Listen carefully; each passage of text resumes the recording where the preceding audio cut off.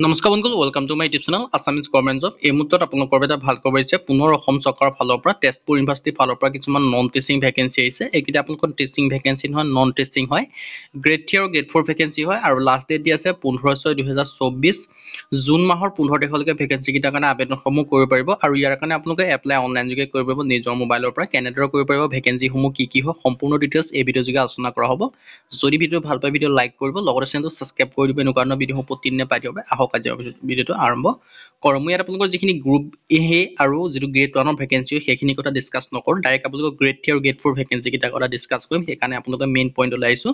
ইয়াত যিটো আপোনালোকৰ গ্ৰেড 3 ভেকেঞ্চি এইটো হৈছে লোৱাৰ ডিভিজন ক্লাৰ্কৰ ভেকেঞ্চি এডমিনিষ্ট্ৰেশ্যনৰ কাৰণে এইটো গ্ৰেড 3 ভেকেঞ্চি হয়। আৰু যিটো মাল্টিটাস্কিং ষ্টাফ এইটো আপোনালোকৰ গ্ৰেড 4 ভেকেঞ্চি হয়। এজ লিমিটৰ ক্ষেত্ৰত ক'বলৈ জানি আপোনালোকে দেখিব যে গ্ৰেড 3 আৰু গ্ৰেড 4ৰ কাৰণে 32 বছৰ দিয়া আছে। কিন্তু হ'লেও আপোনালোকে এজ ৰিলেক্সেশ্যনসমূহ পাব। SC কাৰণে 5 বছৰকৈ 37 বছৰলৈকে আবেদন কৰিব পাৰিব। OBC কাৰণে 3 বছৰ 35 বছৰলৈকে আৰু PW কাৰণে 15 বছৰ 47 বছৰলৈকে আবেদনসমূহ কৰি ল'ব পাৰিব। আৰু কোৱালিফিকেশ্যনসমূহৰ কথা মই আপোনালোকক কৈ দিছোঁ গ্ৰেড 3 গ্ৰেড 4ৰ ক্ষেত্ৰত। আৰু যিটো আপোনালোকৰ গ্ৰেড 3 ভেকেঞ্চি হয় তাৰ কাৰণে আপোনালোকৰ বিচাৰিছে গ্ৰেজুৱেশ্যন। মই আপোনালোকক ডাইৰেক্ট দেখাই দিছোঁ।